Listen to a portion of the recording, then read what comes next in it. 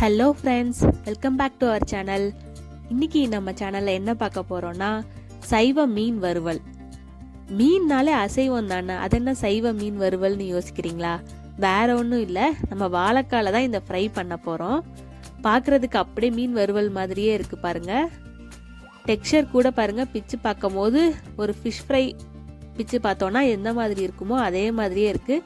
சைட்லலாம் கூட பாருங்கள் மீனோட ஸ்கின் இருக்கும்ல, அதே மாதிரியே இருக்குது.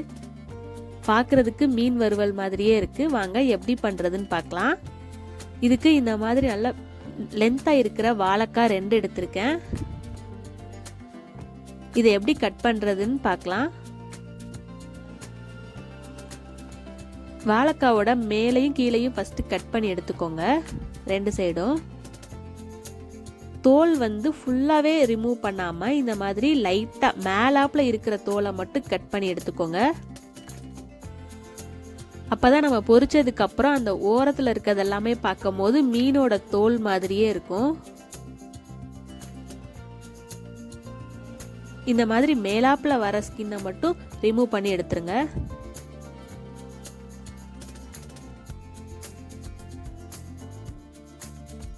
இப்போ எப்படி கட் பண்ணுறதுன்னு பார்க்கலாம். ரொம்ப தின் ஸ்லைஸும் போடக்கூடாது, ரொம்ப திக்காகவும் போட்டுறாம இந்த மாதிரி மீடியம் சைஸில் கட் பண்ணி எடுத்துக்கோங்க. எல்லாத்தையும் இந்த அளவுக்கு கட் பண்ணா போதும்.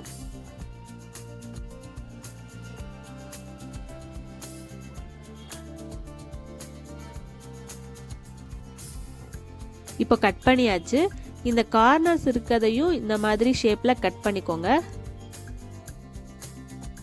ரொம்ப ஷார்ப்பாக விட வேணாம், எட்ஜஸை லைட்டாக பிளெண்ட் பண்ணி விட்டுக்கோங்க. நான் அப்படியே ஷார்ப்பாக விட்டுட்டேன், பட் லைட்டாக பிளெண்ட் பண்ணி கட் பண்ணிங்கன்னா இன்னும் பார்க்குறதுக்கு மீன் மாதிரியே அப்படியே இருக்கும். நடுவில் மீனில் அந்த ஓட்டை மாதிரி இருக்கும்ல, நம்ம க்ளீன் பண்ணதுக்கப்புறம் அதுக்காக நடுவில் மட்டும் அப்படி கட் பண்ணி எடுத்துக்கிட்டேன். அதே மாதிரி எல்லாத்தையுமே கட் பண்ணி எடுத்துடலாம். நம்ம இப்போ கார்னர்ஸ் கட் பண்ணுறது இது எதுவுமே வேஸ்ட் பண்ண வேண்டாம், அப்படியே மசாலா தடவி அதையும் ஃப்ரை பண்ணி நம்ம யூஸ் பண்ணிக்கலாம்.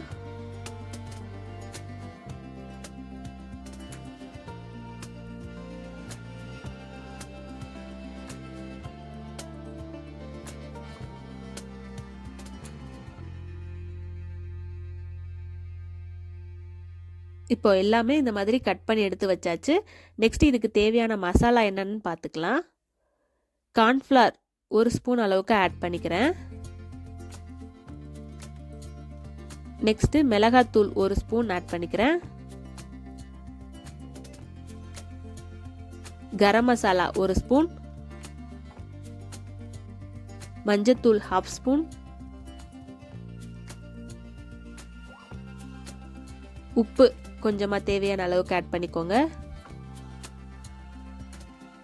நெக்ஸ்ட்டு கலர் பவுடர் நான் தண்ணியில் கொஞ்சமாக மிக்ஸ் பண்ணி அப்படியே ஆட் பண்ணிட்டேன். நல்லா திக் பேட்டராக வர மாதிரி மிக்ஸ் பண்ணி வச்சுக்கோங்க. தண்ணி வேணும்னா லைட்டாக தண்ணி மிக்ஸ் பண்ணி மசாலா ரெடி பண்ணிடலாம்.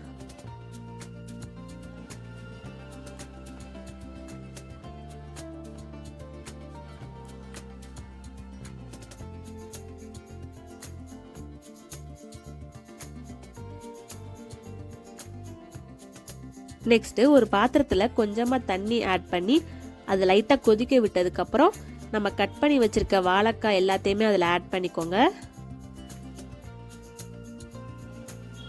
அது கூட ஒரு 1/2 ஸ்பூன் அளவுக்கு மட்டும் சால்ட் ஆட் பண்ணிக்கிறேன்.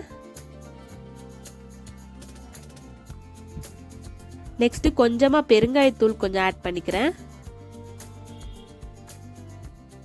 பாருங்க, இந்த மாதிரி அது ஒரு கொதி வந்ததுக்கப்புறம் அப்படியே அடுப்பை ஆஃப் பண்ணிட்டு க்ளோஸ் பண்ணி வச்சிடுங்க. அப்படியே தண்ணியும் வடிகட்டி வச்சிடுங்க. இந்த தண்ணியோட வச்சிங்கன்னா வாழைக்காய் ரொம்ப மசிஞ்சிடும். அதுலேருந்து தண்ணியை வடிகட்டி தனியாக எடுத்து வச்சாச்சு. நெக்ஸ்ட் இதுக்கு மசாலா எப்படி அப்ளை பண்ணுறது பார்க்கலாம். நம்ம ரெடி பண்ணி வச்சிருக்க மசாலாவை ஒன்றொன்னா அதே மாதிரி தேய்ச்சி ரெடி பண்ணி வச்சுக்கோங்க. எல்லா சைடும் நல்லா கோட் ஆகுற மாதிரி மிக்ஸ் பண்ணி விட்டுருங்க.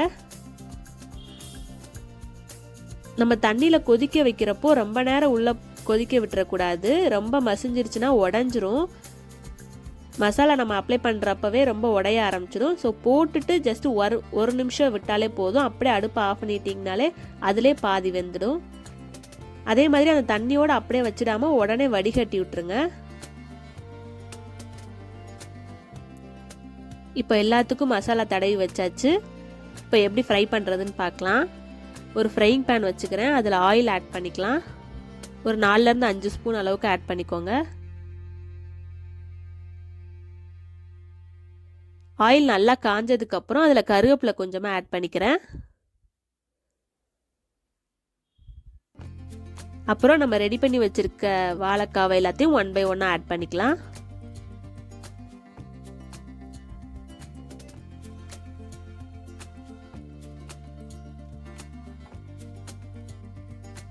ரொம்ப ஈஸியான வேலை தான். பார்க்குறதுக்கு அப்படியே மீன் வறுவல் மாதிரியே இருக்கும்.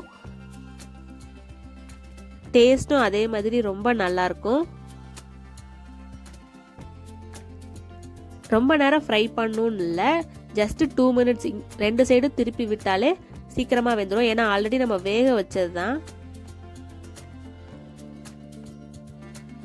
2 சைடும் 2 நிமிஷம் விட்டு எடுத்தாலே நல்லா கிறிஸ்பியாக சூப்பராக ரெடி ஆகிடும்.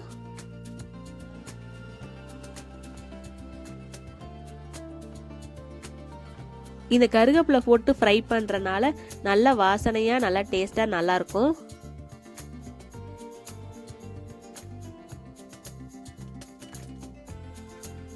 அவ்வளோதான், எடுத்துடலாம்.